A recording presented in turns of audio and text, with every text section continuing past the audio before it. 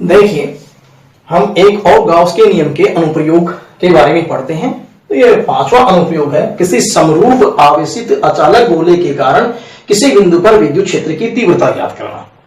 पिछले वाले आर्टिकल के अंदर हमने समरूप आवेशित चालक गोलीय कोष या चालक गोले के कारण विद्युत क्षेत्र की तीव्रता गाउस के नियम से ज्ञात की थी। लेकिन अब हम एक अचालक गोला लेते हैं।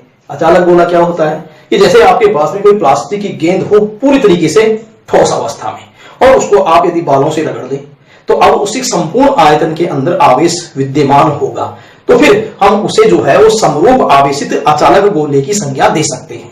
क्लियर है बात? तो अब हमारे पास में वही तीन सिचुएशन यहां भी आनी है जैसे कि पहले वाले आर्टिकल में थी। ये कोई कैपिटल आर त्रिज्या का समरूप आवेशित जो है अचालक गोला है, और उसके कारण बिंदु पी जिसकी दूरी केंद्र से ओ से पी तक की दूरी स्मॉल आर है, जहां विद्युत क्षेत्र की तीव्रता मैं ई मान रहा हूं, यहां हमें विद्युत क्षेत्र की तीव्रता ज्ञात करनी है। अर्थात वही तीन अवस्थाएं होंगी जैसे कि पहले वाले आर्टिकल में थी। क्या? जब बिंदु, पहला पॉइंट, जब बिंदु समरूप आवेशित अचालक गोले के बाहर स्थित हो, अर्थात स्मॉल आर की वैल्यू ग्रेटर देन किससे हो? कैपिटल आर से। तो ऐसी स्थिति में बिंदु गोले के बाहर आ गए, तो फिर हम इस स्थिति के अंदर विद्युत क्षेत्र की तीव्रता निकालें एक बार।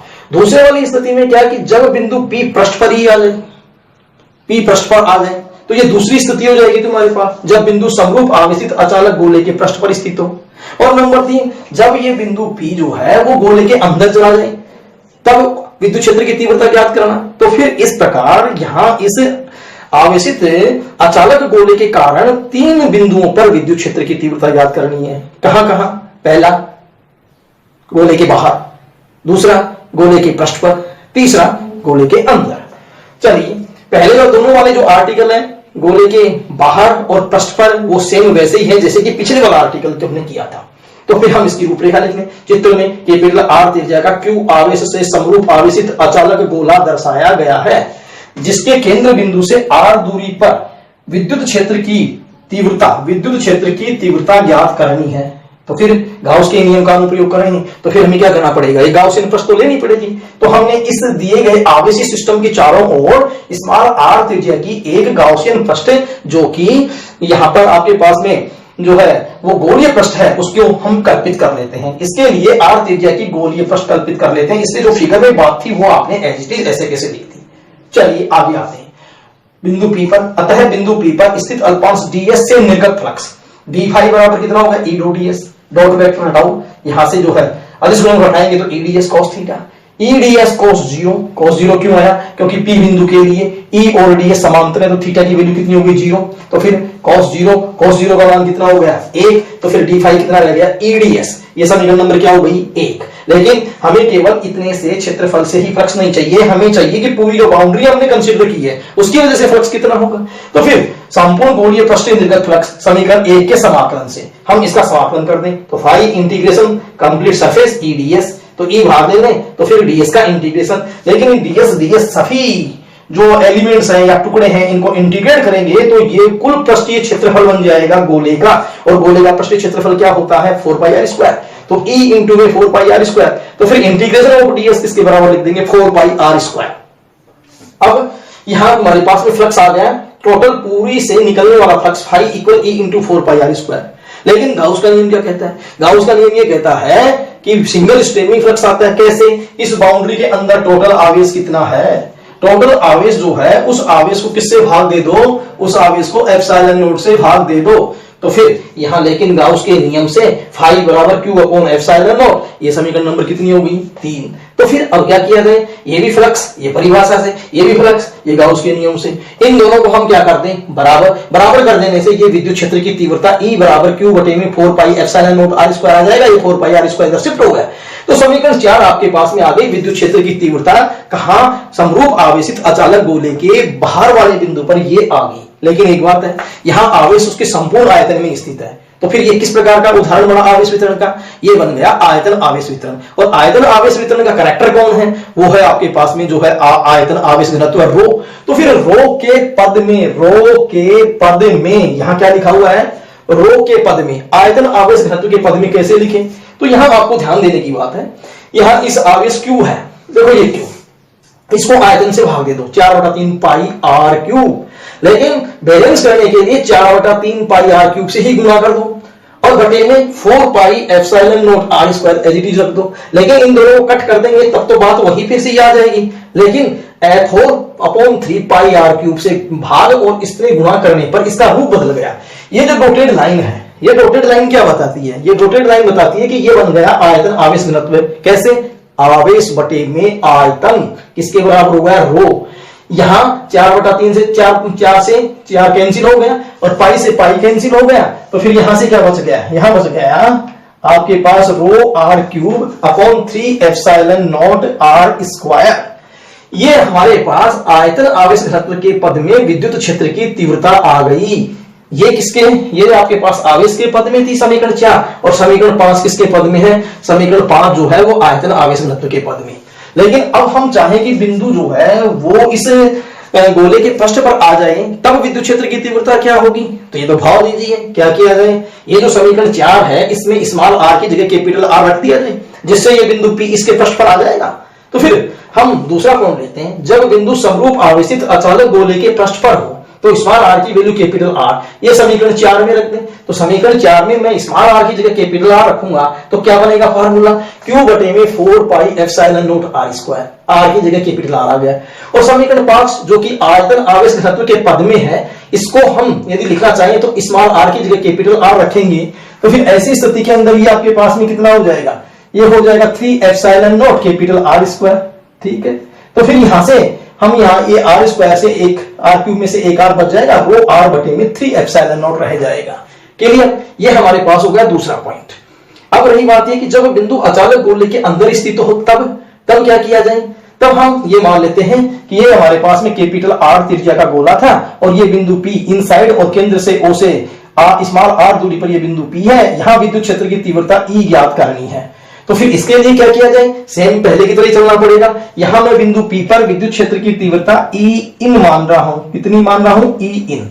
तो फिर यहां पर हम वही लिखेंगे कि इस अल्पांश सदिश क्षेत्रफल ds से निर्गत फ्लक्स E इन ds, E इन ds cos थीटा। लेकिन थीटा की वैल्यू अगेन कितनी? 0 डिग्री, क्योंकि E इन और ds सेम डायरेक्शन में है। तो फिर ये तुम्हारे पास में क्या रह गया? फाई इक्वल E इन इंटीग्रेशन ऑफ ds, क्योंकि संपूर्ण पृष्ठ से निकलने वाला फ्लक्स आ गया। ये अल्पांश जो है वो क्षेत्रफल से निकलने वाला फ्लक्स था ds से, और यहां इंटीग्रेशन कर दिया तो संपूर्ण पृष्ठ हो गया। तो फिर E इन इंटू में इंटीग्रेशन ऑफ ds। लेकिन अगेन हम स्मॉल r त्रिज्या के इस गोलीय पृष्ठ का यदि इंटीग्रेशन करते हैं तो फिर ये E इन इंटू में 4 पाई r स्क्वायर। लेकिन अगेन गाउस के नियम से ये अंदर वाली जो पृष्ठ है इसमें कितना आवेश है? टोटल आवेश तो इसमें Q है, लेकिन इसके अंदर कितना आवेश है तो वो मैं आवेश कितना मान लेता हूं? Q dash. तो Q dash upon epsilon naught, ये गाउस का नियम होगा। तो फिर ऐसी सिचुएशन के अंदर हम क्या करेंगे कि Q डैश जो है वो निकालें। अब Q डैश की वैल्यू कैसे निकाली जाए? हमें पूरा आवेश दे रखा था, अंदर वाले गोले का आवेश नहीं दे रखा था। लेकिन क्या दे रखा था? पूरा आवेश Q। तो 4/3 पाई आर क्यूब। जब ये बड़े वाला जो गोलीय पृष्ठ है इसकी त्रिज्या कैपिटल R है, देखिए इससे कितना आवेश है? Q। तो फिर इकाई आयतन से कितना आवेश निकलेगा? Q upon 4/3 pi R cube. लेकिन आपने जो स्मॉल r त्रिज्या का गोलीय पृष्ठ लिया है उसका आयतन क्या होगा? 4/3 पाई आर क्यूब। तो फिर ये वाली पृष्ठ कितना आवेश परिबद्ध करती है? तो फिर इस स्टेप को, ये जो एक के लिए आई थी, इसमें हम जो है इसको गुणा कर दें। Q upon 4/3 pi R cube को इंटू में 4/3 पाई आर क्यूब से गुणा कर दें। तो फिर ऐसा करने से ये कैंसिल होने के बाद Q डैश की value Q small r cube capital R cube. एक बार मैं फिर रिपीट कर रहा हूं, यहां पर क्या लिखा हुआ है? Q डैश बराबर Q फिर स्मॉल r क्यूब इंटू में कैपिटल R क्यूब। ये चीज क्या है? Q dash. और Q डैश क्या है? इस गोले के द्वारा परिबद्ध, जो गॉसियन पृष्ठमानी है उसके द्वारा परिबद्ध आवेश। तो फिर Q डैश की वैल्यू उठा करके और हम यहां समीकरण ये 3 में रखी गई है इस Q डैश की जगह QR क्यूब अपॉन में कैपिटल R क्यूब। लेकिन अब परिभाषा से निकलने वाला फ्लक्स और गाउस के नियम से निकलने वाला फ्लक्स, तो समीकरण 2 और 3 से इन दोनों को क्या कर दें? बराबर करते ही यहां पर तुम्हारे पास E इन की वैल्यू QR अपॉन में 4 pi epsilon naught R cube आ जाएगी। तो यहां सबसे इंपॉर्टेंट बात क्या है कि क्यू डैश कैसे ज्ञात किया जाए। तो क्यू डैश ज्ञात करने के लिए मैंने ये अलग से यहाँ केबिन में लिखा है कि क्यू डैश कैसे ज्ञात होगा।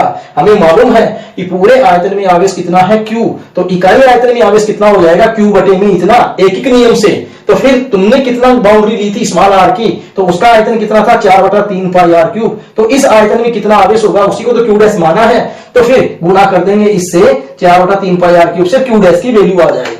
इस तरीके से हमारे पास में तीनों स्थितियों के लिए ये जो है गाउस के नियम से हम विद्युत क्षेत्र की तीव्रता ज्ञात कर सकते हैं। इसको आप एक बार धीरे धीरे फिर से रिपीट करें, और जो है यहाँ रिपीट करने के बाद कोई चीज समझ में नहीं आती है तो मेरे से जो है वो कांटेक्ट करें। क्लियर?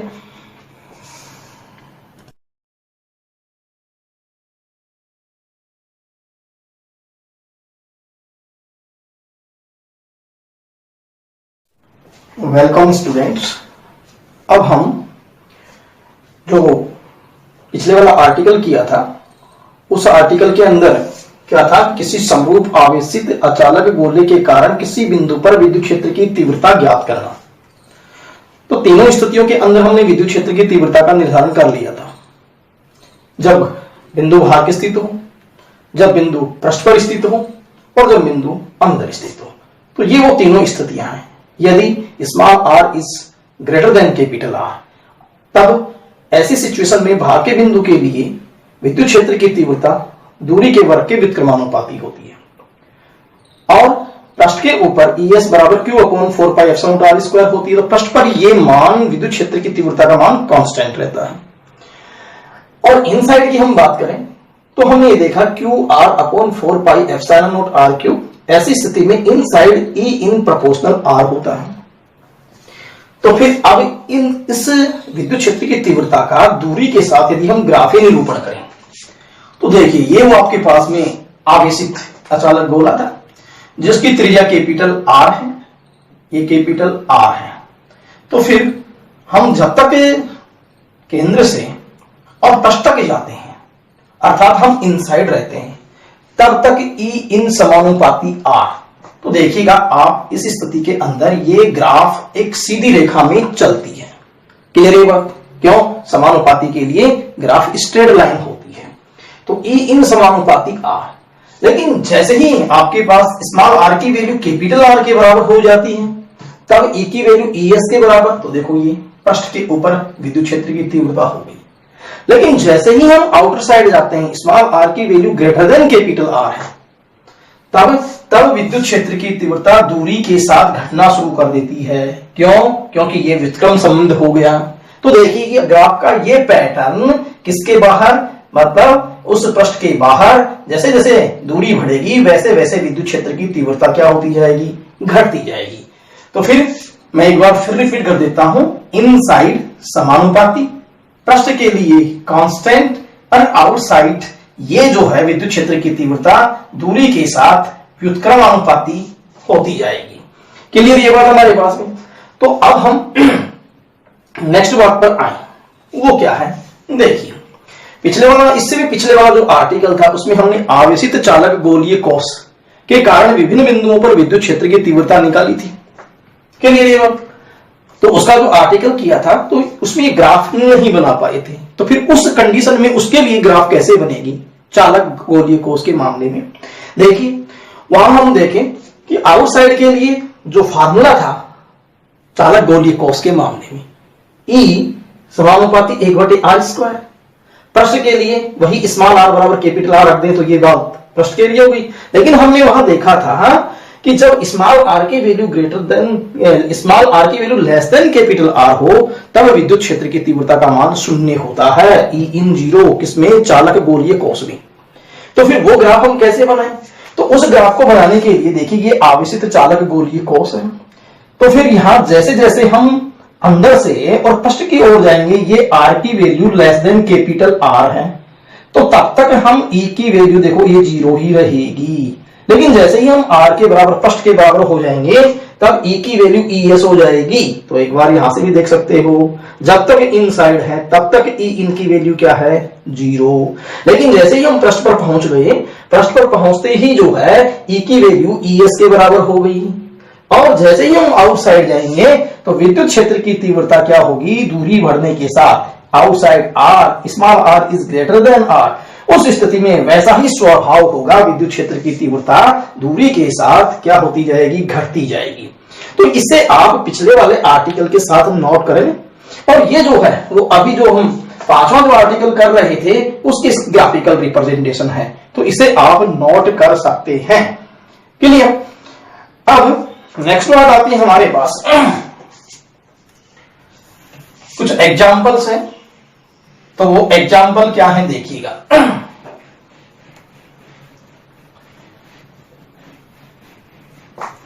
एग्जाम्पल है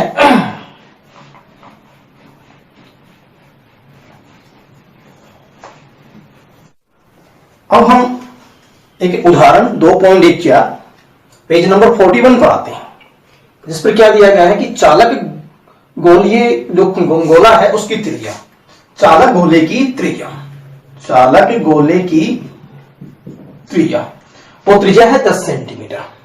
ठीक है, जैसे ये आपके पास में कोई चालक गोला है और इसकी त्रिज्या जो है वो 10 सेंटीमीटर है, 10 सेंटीमीटर। क्लियर। और इसे 1 माइक्रोकूलम आवेश दिया गया है। कितना आवेश है इसके ऊपर, 1 माइक्रोकूलम। तो क्यों equal 1 microcoulomb, that is equal इतना। अब पूछा क्या गया है कि इसके केंद्र पर विद्युत क्षेत्र की तीव्रता क्या होगी, इस चालक गोले के केंद्र पर।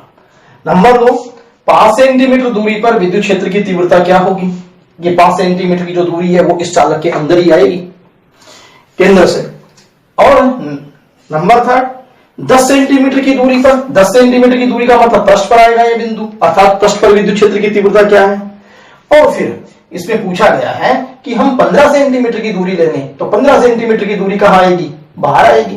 तो ये 15 सेंटीमीटर हो गई, ये 10 सेंटीमीटर हो गई, ये 5 सेंटीमीटर हो गई, ये 0 सेंटीमीटर हो गई। तो फिर केंद्र पर 5 सेंटीमीटर दूरी पर, पृष्ठ पर और 15 सेंटीमीटर दूरी पर हमें ये विद्युत क्षेत्र की तीव्रताएं ज्ञात करनी है।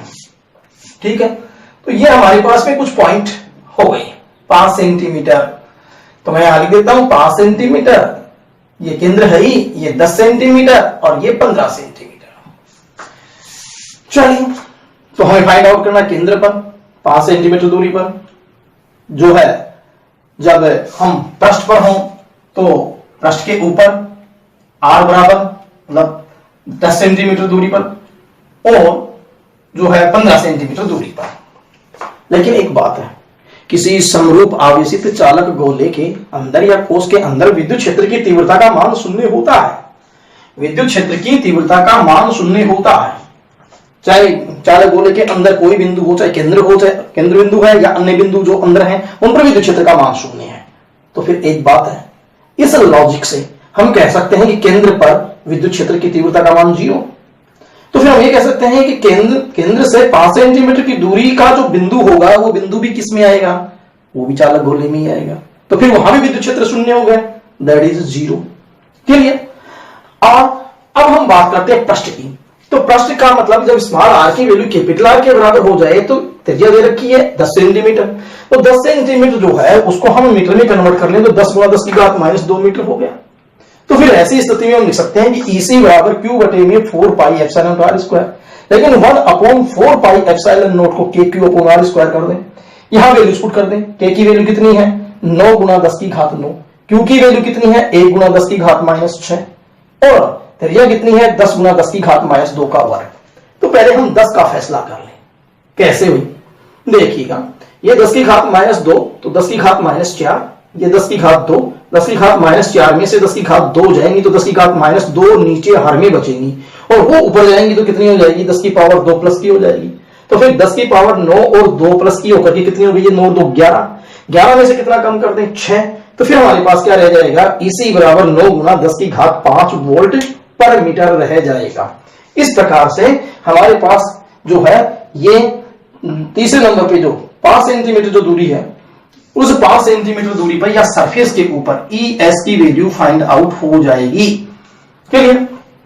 अब नंबर 4 आती है हमारे पास में बात कि जो है 15 सेंटीमीटर दूरी के ऊपर किस तरीके से विद्युत। अब जो एक 4th पार्ट है इसका, फोर्थ पार्ट क्या है कि 15 सेंटीमीटर या 15 सेंटीमीटर दूरी पर विद्युत क्षेत्र की तीव्रता क्या होगी। तो फिर इसे ज्ञात करने के लिए हमें मालूम है कि जो पॉइंट की स्थिति है, बिंदु की स्थिति है, वो जो है चालक गोलीय कौश के पृष्ठ से बाहर है।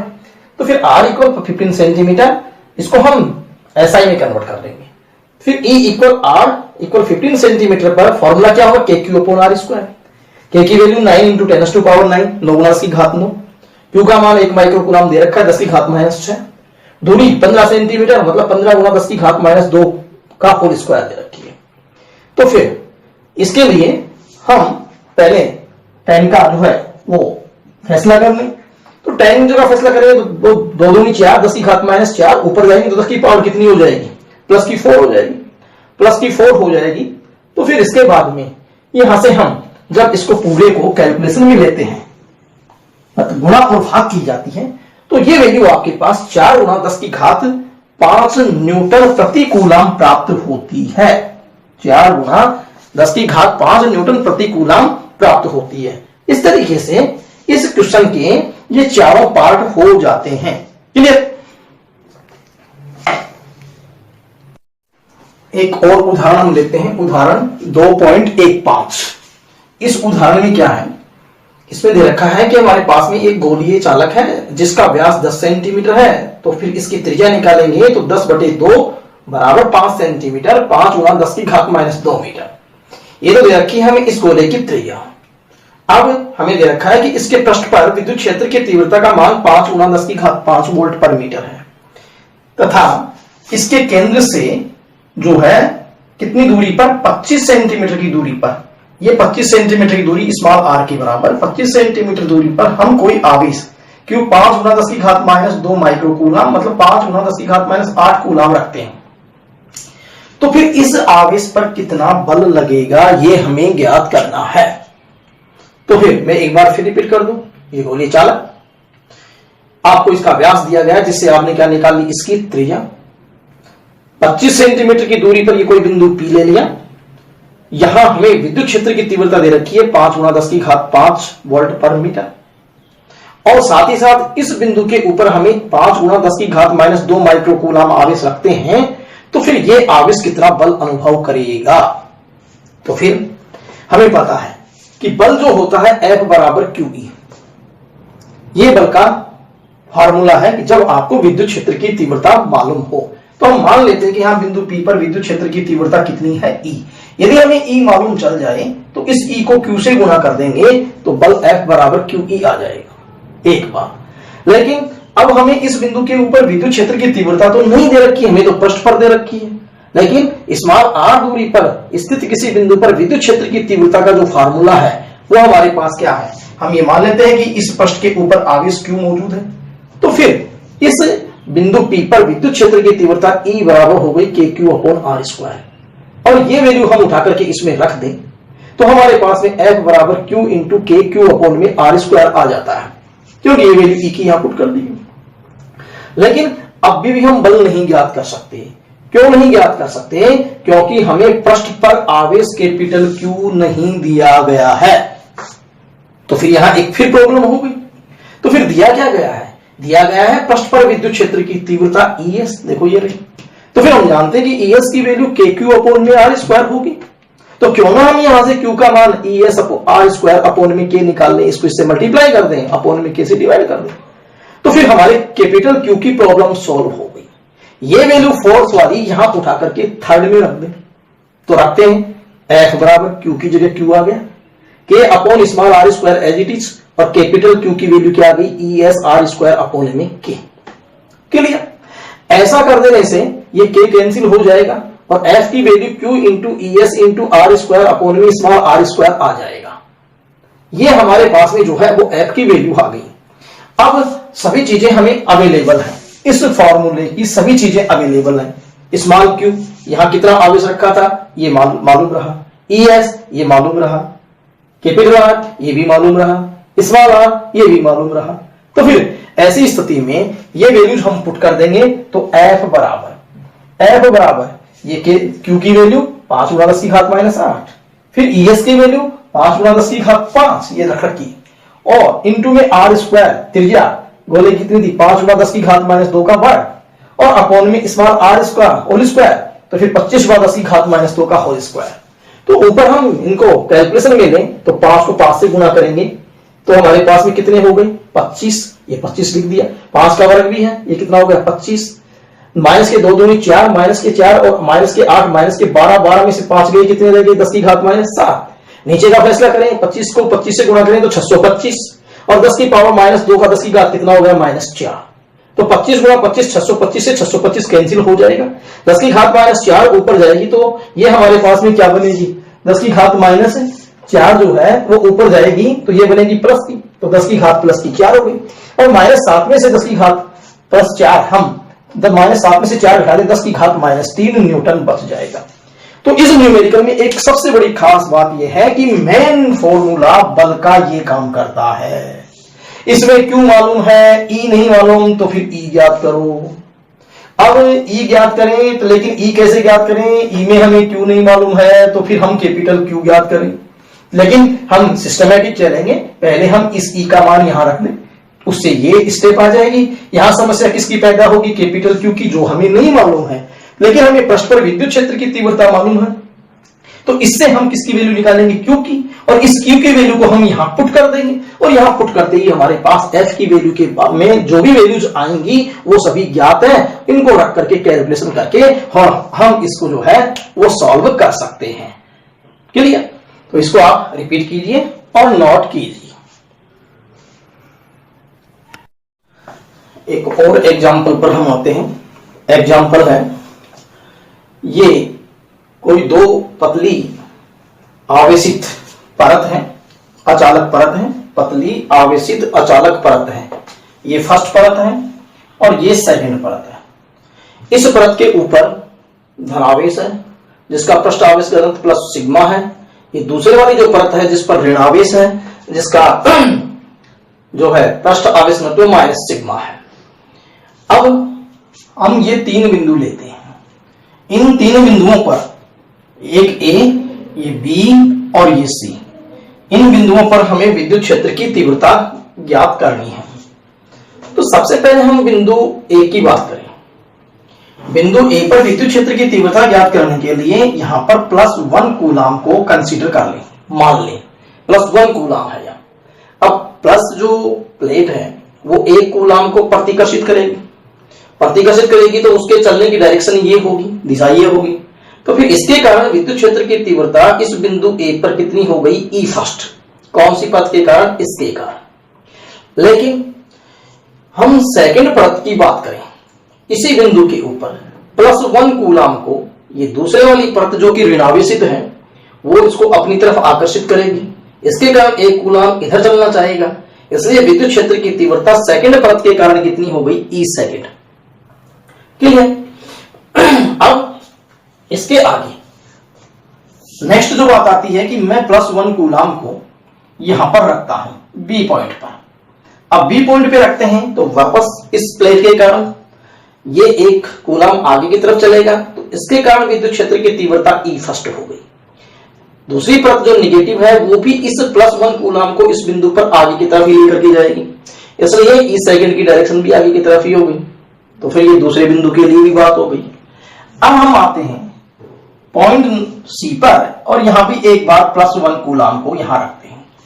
देखिए फिर अगेन इस परत के कारण ये 1 कूलाम प्रतिकर्षित होगा इस बिंदु पर, प्रतिकर्षण के कारण ये आगे चलेगा, इसलिए ई फर्स्ट की डायरेक्शन आगे की तरफ हो गई। लेकिन नेगेटिव प्लेट इस +1 कूलाम आवेश को अपनी तरफ खींचेगी, इसलिए ई सेकंड की डायरेक्शन इस प्लेट की तरफ हो गई, ऋणावेशित प्लेट की तरफ हो गई।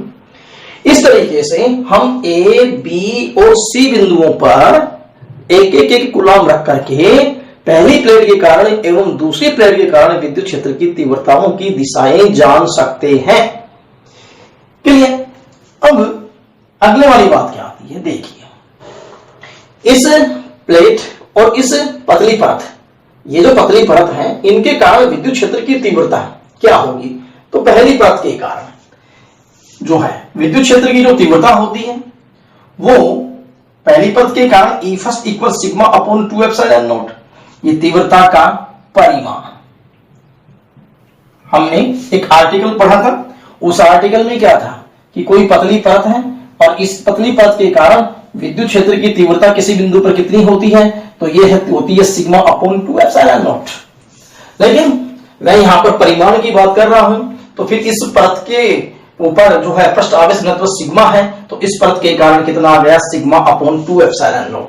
लेकिन दूसरे वाली परत पर भी पृष्ठ आवेश घनत्व का परिमाण कितना है, सिग्मा सिग्मा है, तो इसके कारण भी विद्युत क्षेत्र की तीव्रता कितनी आएगी, तो E second equal sigma upon 2 epsilon naught. तो दोनों परतों के कारण जो है वो चाहे प्लस हो और चाहे वो क्या हो, वो माइनस हो, विद्युत क्षेत्र की तीव्रता का जो परिमाण है वो यही होगा। क्यों? क्योंकि पृष्ठ आवेश घनत्व का परिमाण हम सिग्मा लेकर के चल रहे हैं। तो फिर इसके कारण भी विद्युत क्षेत्र की तीव्रता sigma upon F2 epsilon not होगी। दूसरे वाली परत के कारण भी विद्युत क्षेत्र की तीव्रता सिग्मा अपॉन 2 एप्सिलॉन नॉट होगी। लेकिन अब हम बिंदु 1 पर आए, इस पर परिणामी विद्युत क्षेत्र की तीव्रता क्या होगी। देखिए यहां पर परिणामी विद्युत क्षेत्र की तीव्रता ए पे निकालेंगे तो ई ए इक्वल, यहां हम यदि राइट टू लेफ्ट चल रहे हैं तो नेगेटिव लेंगे और लेफ्ट टू राइट चल रहे हैं तो पॉजिटिव लेंगे। तो फिर हम यहां राइट टू लेफ्ट जा रहे हैं, ई फर्स्ट इधर है तो माइनस का ई फर्स्ट, प्लस ये ई सेकंड आगे की तरफ है तो प्लस ई सेकंड। ये परिणामी विद्युत क्षेत्र की तीव्रता कौन से बिंदु पर हुई, ए पर। अब आ जाइए हम बिंदु बी पर। बी बिंदु के ऊपर ई फर्स्ट भी आगे की तरफ है और ई सेकंड भी आगे की तरफ है, मतलब लेफ्ट टू राइट, तो दोनों ही पॉजिटिव, तो ई फर्स्ट ई सेकंड, तो बी पर परिणामी विद्युत क्षेत्र की तीव्रता ई बी हो गई। अब आ जाइए हम सी पॉइंट पे। सी पॉइंट पे हम देखें ई फर्स्ट किधर है, आगे की ओर लेफ्ट टू राइट, तो ये पॉजिटिव, लेकिन ई सेकंड किधर है, ये जो है राइट टू लेफ्ट, तो ये नेगेटिव, तो फिर ये परिणामी किस पे आ गया, सी पर। अब ये हमारे पास ई ए, ई बी और ई सी, इन तीनों बिंदुओं पर परिणामी विद्युत क्षेत्र की तीव्रताएं जो है वो आ गई। लेकिन हमने ई फर्स्ट और ई सेकंड का मान निकालना है सिग्मा अपॉन 2 एप्सिलॉन नॉट, तो फिर ये वैल्यू मैं यहां रख दूं ई फर्स्ट की जगह, तो minus sigma upon 2 epsilon not plus E second के कारण भी सिग्मा अपॉन 2 एप्सिलॉन नॉट। ये दोनों क्या हो जाएंगे, कैंसिल, ये कैंसिल हो गए, तो ई ए की वैल्यू कितनी आ गई, 0। अब बी पॉइंट पर आ जाइए, ई फर्स्ट की वैल्यू भी कितनी है, sigma upon 2 epsilon not plus plus E second की वैल्यू भी कितनी है, sigma upon 2 epsilon not. LCM कितना है, लघुत्तम 2 एप्सिलॉन नॉट, 2 सिग्मा बटे में 2 एप्सिलॉन नॉट, 2 से 2 कट गया, सिग्मा अपॉन एप्सिलॉन नॉट। ये बिंदु पर विद्युत क्षेत्र की तीव्रता आ गई। अब आ गए सी बिंदु पर, ई फर्स्ट की वैल्यू कितनी है, सिग्मा अपॉन 2 एप्सिलॉन नॉट, फिर माइनस ई सेकंड की वैल्यू भी कितनी है, सिग्मा अपॉन 2 एप्सिलॉन नॉट, तो फिर ये दोनों भी आपस में क्या हो गए, कैंसिल, तो ईसी की वैल्यू क्या आ गई, 0। इसका मतलब इस पॉइंट पर और इस पॉइंट पर विद्युत क्षेत्र की तीव्रता जो है वो शून्य होगी और केवल बी बिंदु के ऊपर विद्युत क्षेत्र की तीव्रता जो है वो सिग्मा अपॉन एप्सिलॉन नॉट होगी। इसका मतलब दो पतली परतों के बीच में ही विद्युत एक समान विद्युत क्षेत्र होता है और वो विद्युत क्षेत्र की तीव्रता सिग्मा अपॉन एप्सिलॉन होती है और प्लेटों के बाहर विद्युत क्षेत्र की तीव्रता का मान क्या होता है, वो शून्य होता है। तो इस चीज को हम इस तरीके से भी समझ सकते हैं कि ये तुम्हारे पास में दो पतली जो है अचालक आवेशित पतली परत है और इन परतों जो है इस पर प्लस आवेश है और इस पर माइनस सिग्मा आवेश है, ठीक है। लेकिन एक बिंदु यहां, एक बिंदु मिड में, एक बिंदु वहां पर हम लें, तो ऐसी स्थिति के अंदर यहां भी विद्युत क्षेत्र की तीव्रता 0, उस बिंदु पर भी विद्युत क्षेत्र की तीव्रता 0, लेकिन बीच में जो बिंदु होगा उस पर विद्युत क्षेत्र की तीव्रता सिग्मा अपॉन में कितनी होगी, एप्सिलॉन नॉट होगी। तो ये इंपॉर्टेंट आर्टिकल है और जो है ये फार्मूला जो है वो एक समान विद्युत क्षेत्र को प्लेटों के बीच में जो एक समान विद्युत क्षेत्र है उसको दर्शाता है। क्लियर?